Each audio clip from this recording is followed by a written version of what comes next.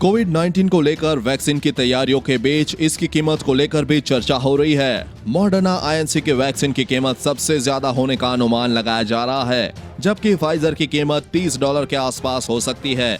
वहीं भारत में बन रहे कोविशील्ड वैक्सीन की बाजार में कीमत ₹600 तक हो सकती है। केंद्र सरकार ने भी लोगों को वैक्सीन देने की तैयारियां तेज कर दी है। हालांकि सरकार ने बताया है कि कोरोना वैक्सीन सबको नहीं दी जाएगी। कोरोना वैक्सीन की कीमत जानिए। अमेरिकी कंपनी फाइजर ने जर्मन की बायोएनटेक के साथ मिलकर कोरोना की वैक्सीन तैयार की है। यह फेज 3 ट्रायल में 95% तक असरदार रही। ट्रायल के नतीजों के आधार पर यह अब तक की सबसे असरदार वैक्सीन है।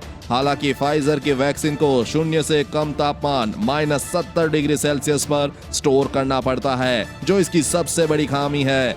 वैक्सीन की कीमत अच्छी खासी होगी। कंपनी ने अमेरिकी सरकार के साथ $19.50 में एक डोज के हिसाब से डील की है। ऐसे में खुले बाजार में वैक्सीन की कीमत इससे 2 गुनी तक हो सकती है।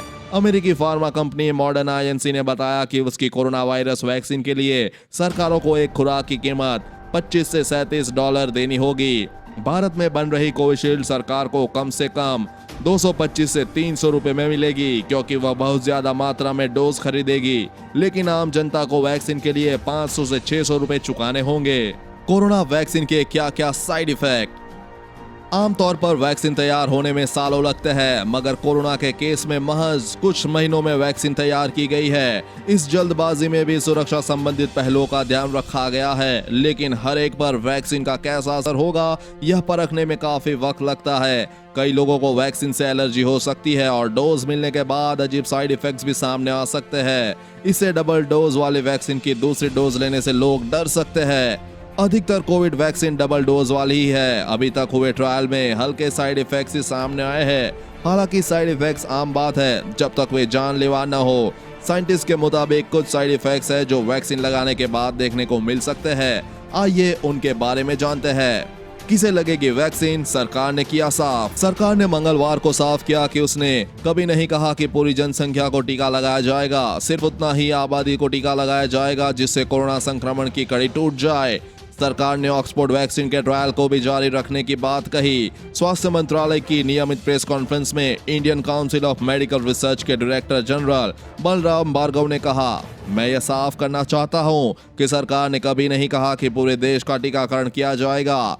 टीकाकरण वैक्सीन की प्रभाव उत्पादकता पर निर्भर करेगा। हमारा उद्देश्य कोविड-19 संक्रमण की कड़ी को तोड़ना है। अगर हम जोखिम वाले लोगों को वैक्सीन देने में सफल होते हैं और संक्रमण की कड़ी को तोड़ने में सफल होते हैं तो पूरी आबादी के टीकाकरण की जरूरत नहीं होगी।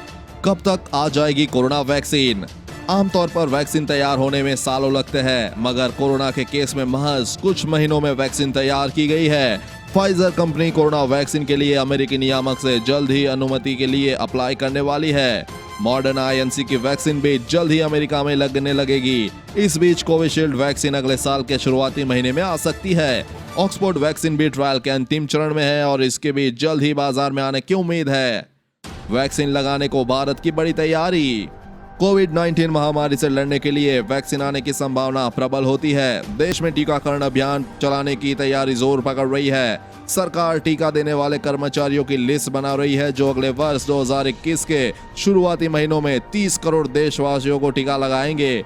अभी सार्वजनिक क्षेत्र में 70,000 टीकाकर्मी हैं, जो निजी क्षेत्र के 30,000 टीकाकर्मियों को भी अभियान में शामिल किए जाने की संभावना टटोली जा रही है। इनमें डॉक्टर्स, नर्स और लैब टेक्नीशियन शामिल है, जो SARS-CoV-2 के खिलाफ बन रही वैक्सीन को रेगुलेटरों की स्वीकृति मिलने से ही इसे लोगों को लगाना शुरू कर देंगे। इस खबर के बारे में अपने विचार नीचे कमेंट बॉक्स में लिखकर बताएं। वीडियो को लाइक और अपने दोस्तों के साथ शेयर करना ना भूलें। साथ ही कोरोना वैक्सीन से जुड़ी हर खबर सबसे पहले पाने के लिए चैनल को सब्सक्राइब कर लें।